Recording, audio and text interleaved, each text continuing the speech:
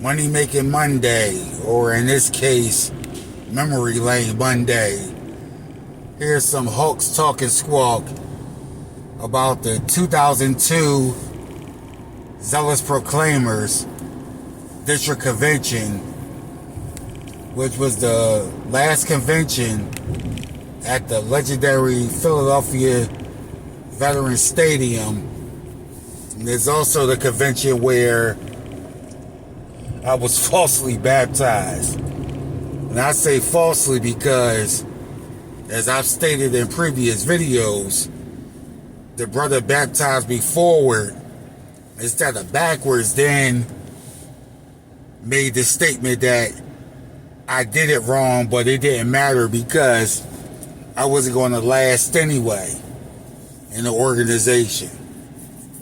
And that's how I was able to have my baptism annulled in 2008 when I left the J-Dub cult for good. Now let's see, the 2002 Zealous Proclaimers District Convention, which was held from that Friday, July 12th, through that Sunday, July 14th. This district convention always stands out as the most memorable one. You know, and I've had a lot of memories from the district convention, especially the ones at Vet Stadium. It's just that this one sticks out more than others, possibly because it was the one where I was allegedly baptized, as well as it being the last one at the vet.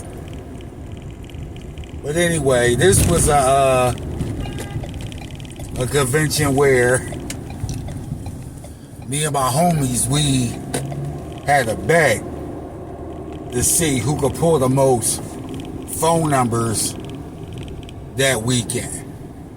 You know what I mean? Of course I won a bet, but we'll get to that shortly. I remember that Friday, which was July the 12th,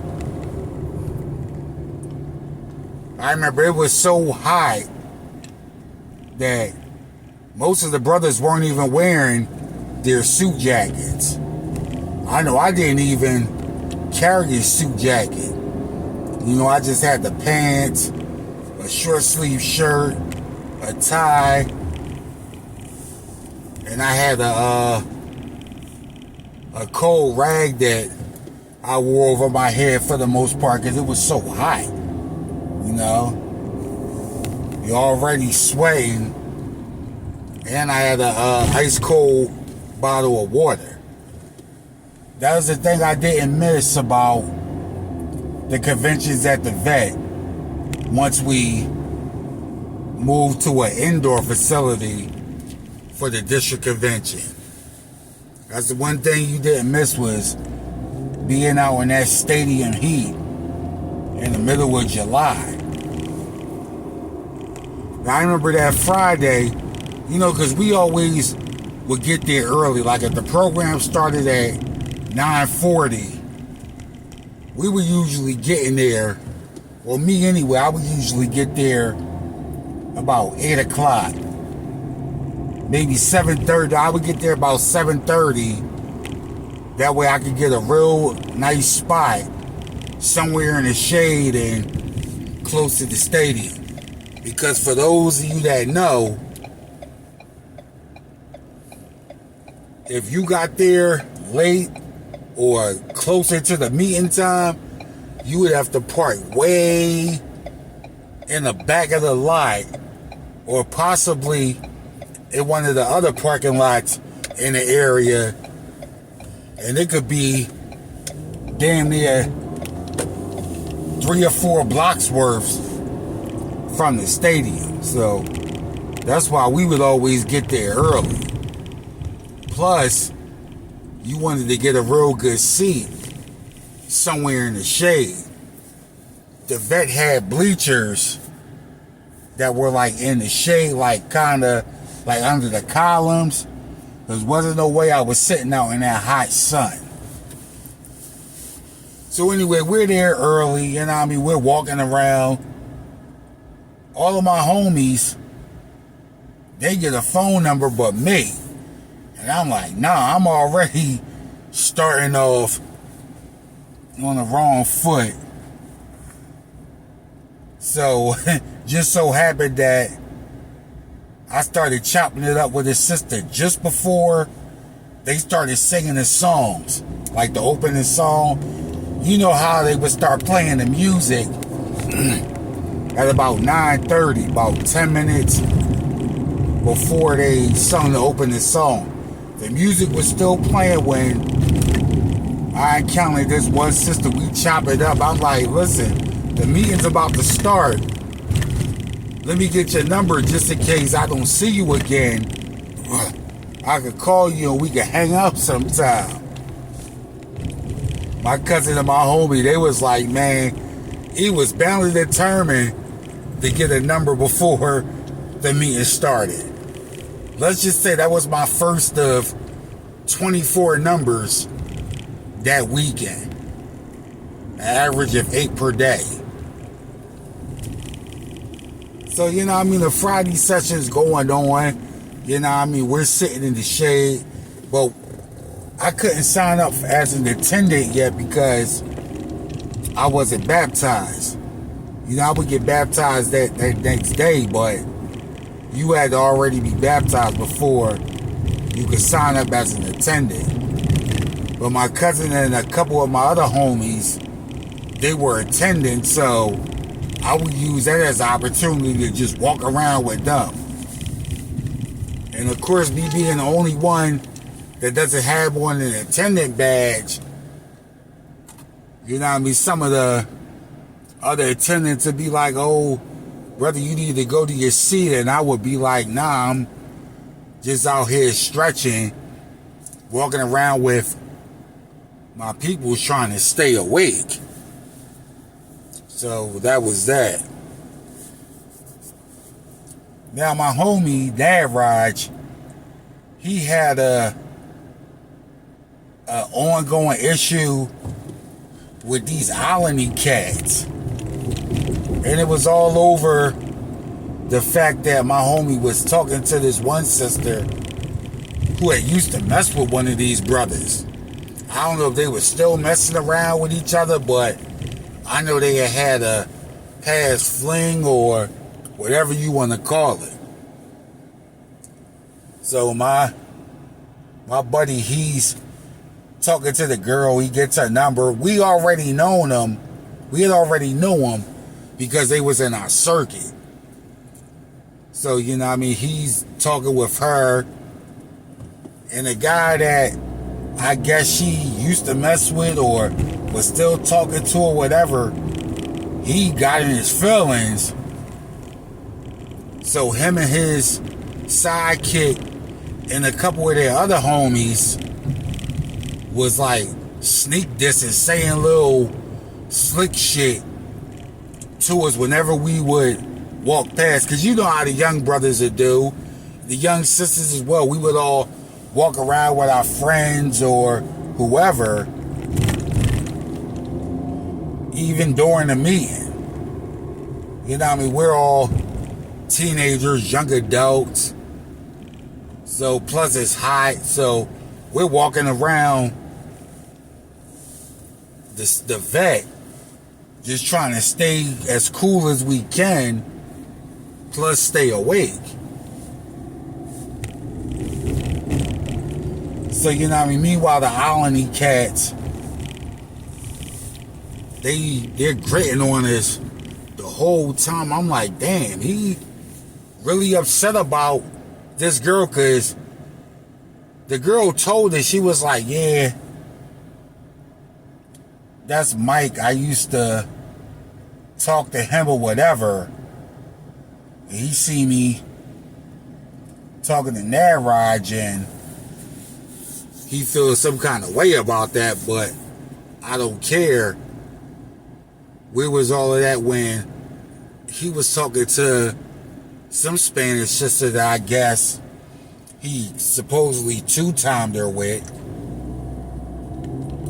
But anyway, Mike and his sidekick, Jonas, they was the main ones saying little slick shit out of their mouth. And you know, I'm not really paying them no mind. I'm like, they clowns. They don't really want no smoke, whatever.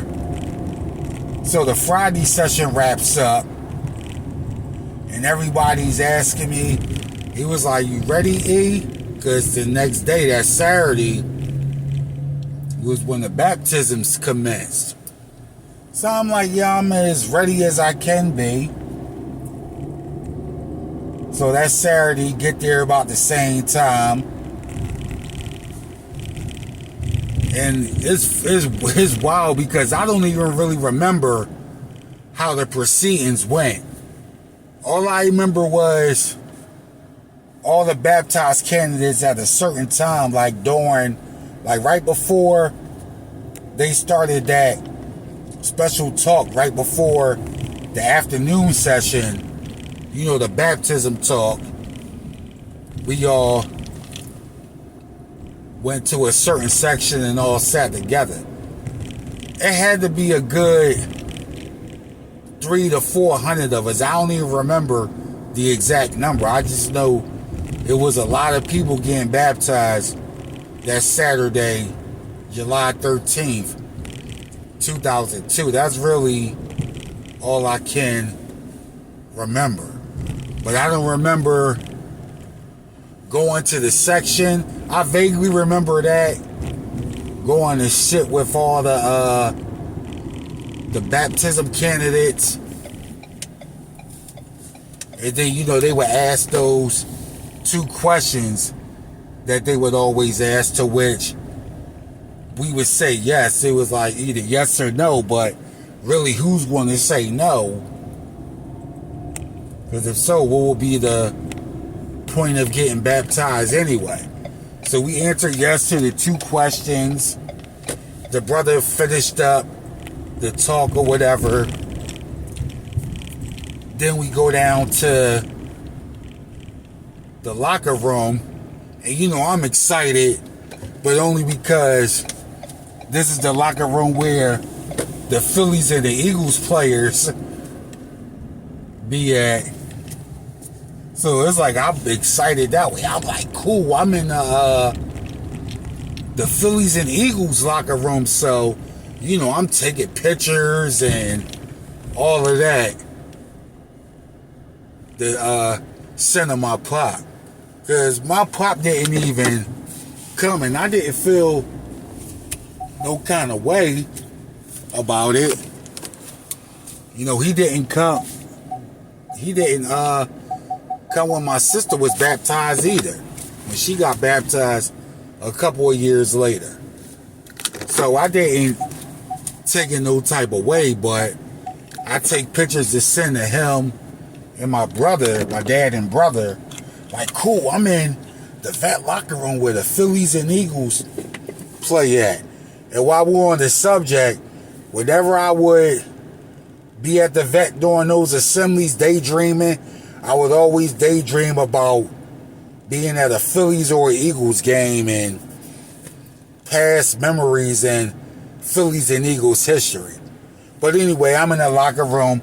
I take a couple pictures or whatever. You know, I be changing to my baptism gear, you know, swimming trunks.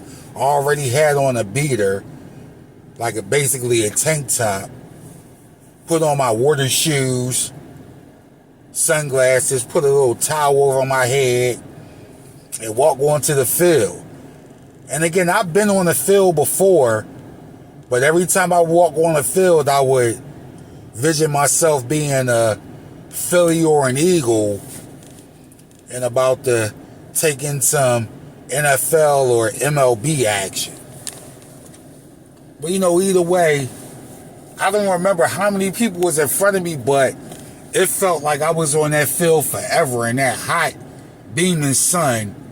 It had to have been 95 degrees that day.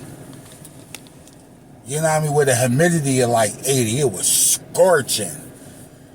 All I remember was seeing my mom, my sister, My cousins, my homies, they all cheering me on like, hey, E, you know what I mean? You're finally about to take that next step. So it's like I'm waving at them. I finally get up to the pool, get closer and closer. So when it's my turn, now one of the baptizing brothers was an elder from the West Park congregation. So when he seen me, because it was me and another sister from West Park getting baptized that day. So I don't even remember. I know I went before her, because no offense, you know how long y'all women take. So she was probably like way down the line somewhere. So I get up to the pool, I step in. The elder from West Park, he's like, I got him. So he, prepares to dip me or whatever. But he dips me forward instead of backwards. And I'm like, hold up. He was like, oh, you did it wrong. And he was like, well, go ahead. Then said like in a low tone, ain't like it matter. I'm surprised you made it this far, and I don't see you lasting in the organization anyway. And I just kind of looked at him. I was tempted to splash water on him, but he was right, because I didn't last, but that was at my own will. But anyway, I'm quote unquote baptized. My people's all happy. I go back to the locker room, change back into my dress clothes, put on a fresh tank top because that one's all wet now. Met up with my peoples, they're all congratulating me, giving me hugs, getting handshakes and high fives from my cousins and my homies. We walk around. I'm walking around. I'm using, I just got baptized as a way to start a congregation with a young sister and get her phone number. Then we finally go to eat lunch, walk around some more. Still, Mike and his boy Jonas, they still gritting and talking their little shit on the side or whatever, but again, we still ain't really paying them no mind. After finished up the meeting, I walked around throughout most of the second half of the meeting, getting phone numbers and talking to people that I already knew if I ran into them. It's funny because the day I got baptized, later that night, I smoked some weed and I even fornicated, all less than a few hours after getting baptized. The girl I did grown-up things with, she wasn't a J-Dub though. This was a girl I used to work with. Well, we was working together at the airport at the time, the Philadelphia International Airport. We used to always hang out. We would smoke weed, whatever, play cards. Like she was what you would call a fuck buddy. So, all within the first few hours of me being a quote-unquote baptized brother, I'm smoking weed and fornicating. Now, the next day, that Sunday, that's where things got a little, Let's just say that Jonas almost got tossed over the balcony that separates the 300 level from the 200 level, which is at the bottom. Because that Sunday, my homie Naraj, he was like, yeah, they still talking whatever. Because Naraj was always the first one of us there. Because his pop at the time was still the presiding overseer. So they was always one of the first people at any of the J-Dub functions, whether it be the regular meeting at the Kingdom Hall or the Circuit Assembly or the District Convention.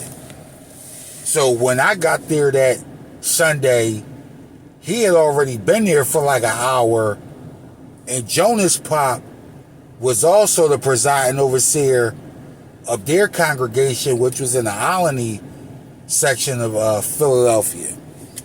So we like, yeah, he was by himself, and Mike Jonas and a couple of the other homies walked by saying some slick shit like, yeah, you not tough, and you could go get your old punk wannabe Beanie Siegel looking friend. He's referring to me.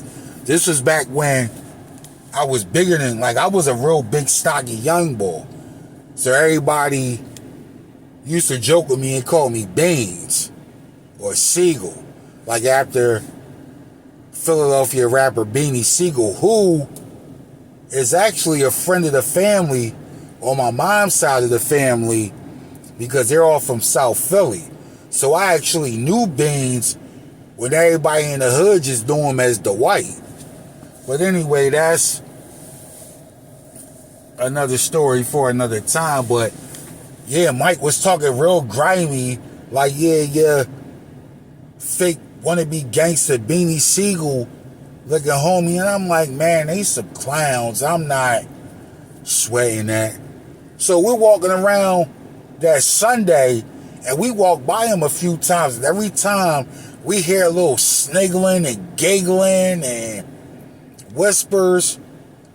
So the second time I turned around and was like, yo, don't none of you jokers want no smoke.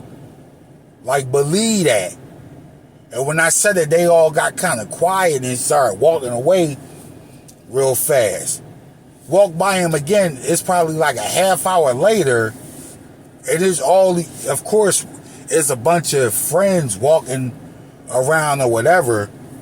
So we walked by, and Jonas yells out something smart, but I knew it was more directed at me than anybody else in my crew. So I turned around so quick, and I started charging at him like, what you say?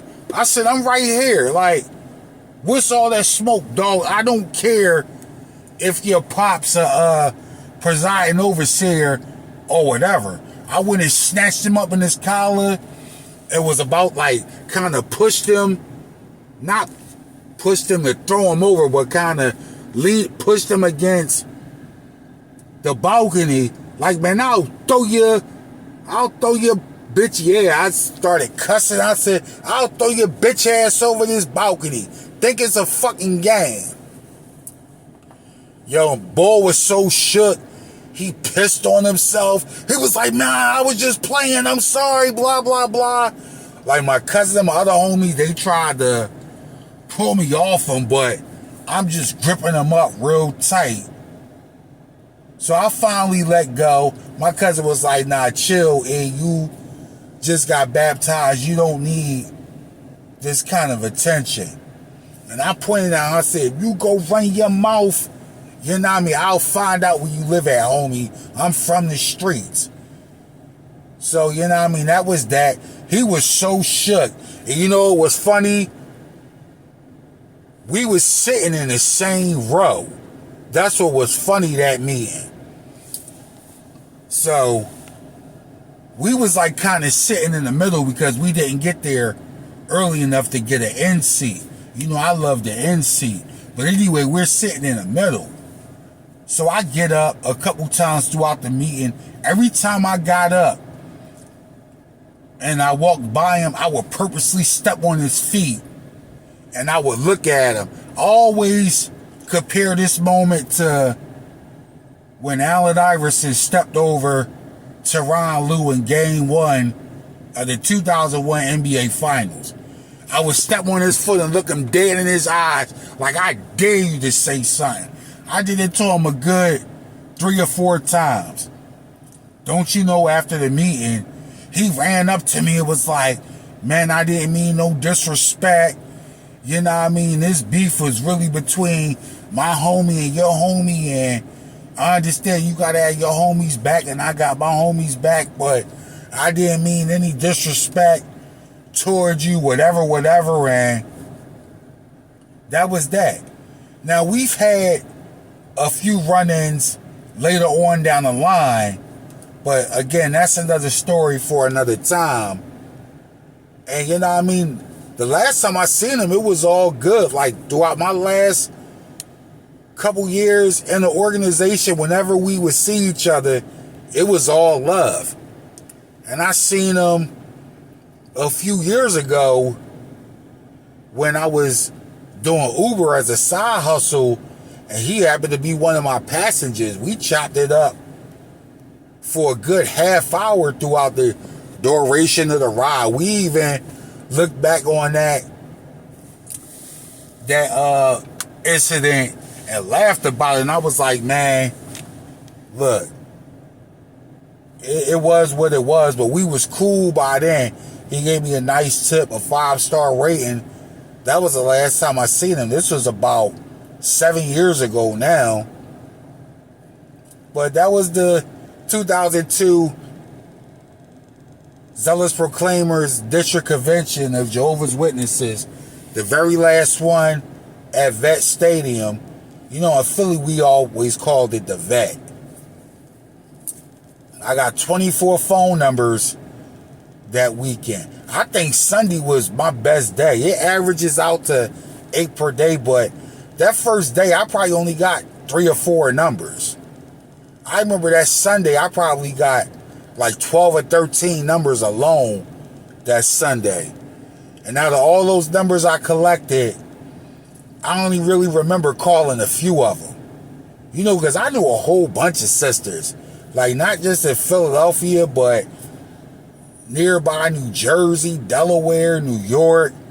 I knew a few sisters that I met that weekend was from Maryland.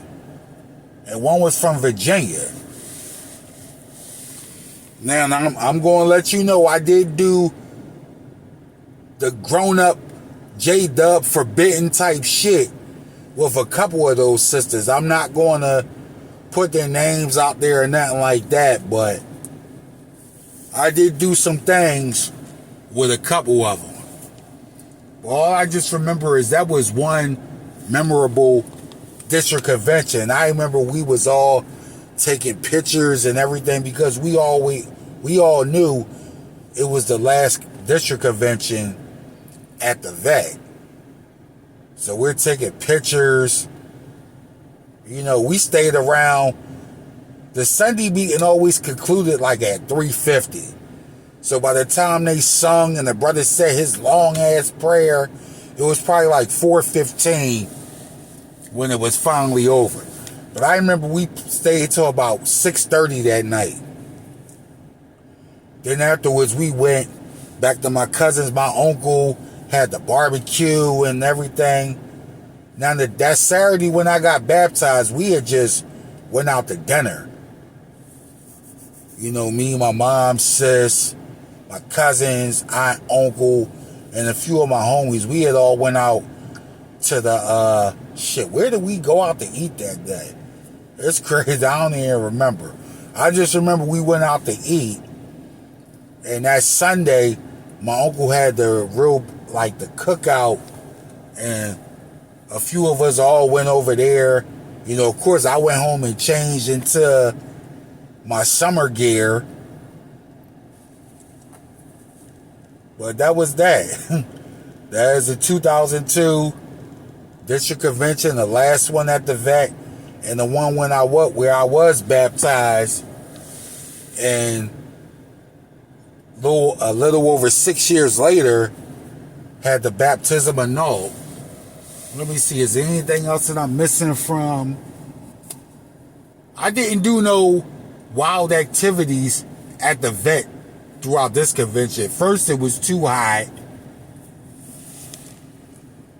But I have more convention stories coming. That's for further Hawk, Talk, and Squawk. In the meantime, if you haven't done so already, hit the subscribe button so you can be fully tuned in for further Talk and Squawk with your boy Hawk. I'm trying to think. I think that's everything from that 3-day convention. Oh, I know later on that night, that Sunday, after the cookout, we went back to my boy Lucius' crib. We all in the basement, me, my cousin Lucius, Naraj, we're playing NBA 2K, you know what I mean, listening to music, and I was ready to knock Naraj's head off because we're talking about Mike and Jonas and how I had to let him know things wasn't sweet, and told Naraj, this was all your fault because I told you to leave that junkyard dog looking chick where she was at, because I always knew she wasn't no good, because she went to the congregation that a couple of my other J-Dub shorties went to, and they used to always be like, yeah, she's loose, she's wild, she's a gaslighter. She gaslighted that situation between Homie and the boy Mike, which led to Jonas almost getting tossed over the balcony. So me and Nad has words. I get up, I had to punch him in his mouth, tell him out, you don't want to be reproved just a couple days after you got baptized. I said, if you run your mouth, I'm going to hurt you and your Mr. Potato Head ass daddy. I don't care if he's a PO or not, but that was that. And that really kicked off the district convention the right way. But anyway, stay tuned for more Talk and Squawk with your boy Hawk. Hawk out.